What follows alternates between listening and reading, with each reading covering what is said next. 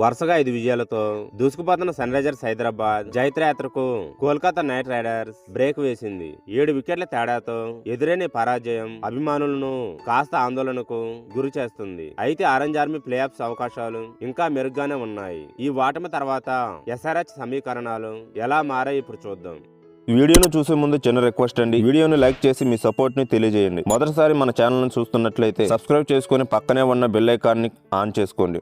KKR తో జరిగిన మ్యాచ్లో గెలిస్తే పాయింట్ల పట్టికలో అగ్రస్థానానికి చేరుకునే అవకాశం ఉన్న సన్ రైజర్స్ అనూహ్య ఓటమితో 3వ స్థానానికి పడిపోయింది. ప్రస్తుతం పట్టికలో మొదటి 4 స్థానాల్లో ఉన్న జట్లన్నీ 12 పాయింట్లతో సమానంగా ఉన్నప్పటికీ నెట్ రన్ రేట్ కారణంగా హైదరాబాద్ 3వ స్థానంలో ఉంది.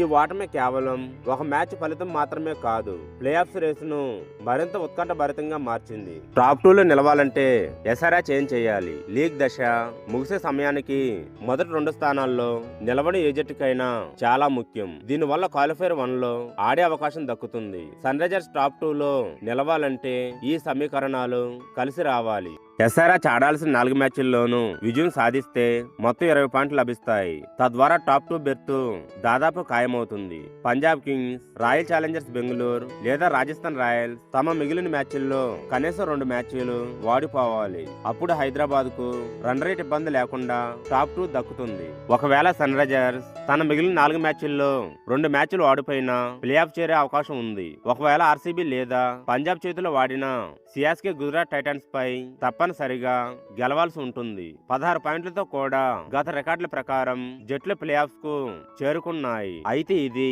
ఇతర జట్ల ఫలితాలపై ఆధారపడి ఉంటుంది కాబట్టి రిస్క్ ఎక్కువగా ఉంటుంది. సన్ రైజర్స్ ప్రదర్శన ఆధారంగా ప్లే ఆఫ్స్ అవకాశాలు ఎలా ఉండొచ్చు?